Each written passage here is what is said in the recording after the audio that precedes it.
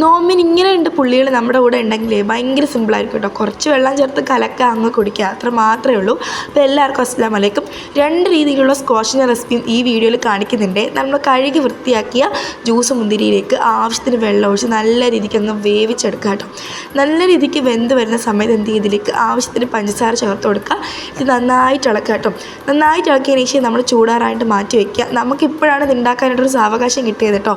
ശരിക്കും പിന്നെ റമദാന് മുമ്പാണ് ഇത് ഉണ്ടാക്കി സെറ്റാക്കേണ്ടത്. ഇനി ഇത് മിക്സിയുടെ ജാറിലേക്ക് ഒഴിച്ചതിന് ശേഷം നല്ല രീതിക്ക് അടിച്ചെടുക്കാം. ഇവിടെ ഇപ്പോൾ നമ്മൾ കുറേ ഉണ്ടാക്കുന്നതുകൊണ്ട് തന്നെ 2-3 ട്രിപ്പായിട്ടാണ് ഈ ഒരു സംഭവം അടിച്ചെടുക്കുന്നത്. സംഭവം നല്ല രീതിക്ക് നമ്മൾ അരിച്ച് സെറ്റാക്കി ഒരു കുപ്പിയിലേക്ക് മാറ്റാവുന്നതാണ്. നല്ല അടിപൊളി മുന്തിരി സ്ക്വാഷ് റെഡി ആവും കേട്ടോ. എനിക്ക് പേഴ്സണലി പൈനാപ്പിൾ സ്ക്വാഷിനേക്കാളും മുന്തിരി സ്ക്വാഷാണ് ഇഷ്ടം. പിറ്റേ ദിവസമാണ് നമ്മൾ പൈനാപ്പിൾ സ്ക്വാഷ് ഉണ്ടാക്കുന്നത്. അപ്പം നമുക്ക് അതിന് മുമ്പ് ഒരു കേക്കൊക്കെ കൊടുത്തിട്ട് വരാമെന്നേ. അങ്ങനെ പിന്നെ കുറച്ച് സാധനങ്ങളൊക്കെ വാങ്ങണമായിരുന്നു. ഞാനും പപ്സും കൂടെ പോയിട്ട് വന്നപ്പോഴത്തേക്കും വെച്ച് പൈനാപ്പിൾ സ്ക്വാഷിൻ്റെ പരിപാടി തുടങ്ങിയിട്ടുണ്ട്. പൈനാപ്പിൾ നല്ല രീതിക്ക് ഇങ്ങനെ കട്ട് ചെയ്ത് വയ്ക്കുക. ഈ ഒരു സമയത്ത് ഒരു പാത്രം എടുത്ത് അതിലേക്ക് ആവശ്യത്തിന് പഞ്ചസാരയും ആവശ്യത്തിന് വെള്ളം ഒഴിച്ച് നന്നായിട്ട് ഇളക്കി ഒരു പഞ്ചാര ലൈനിയാക്കുക.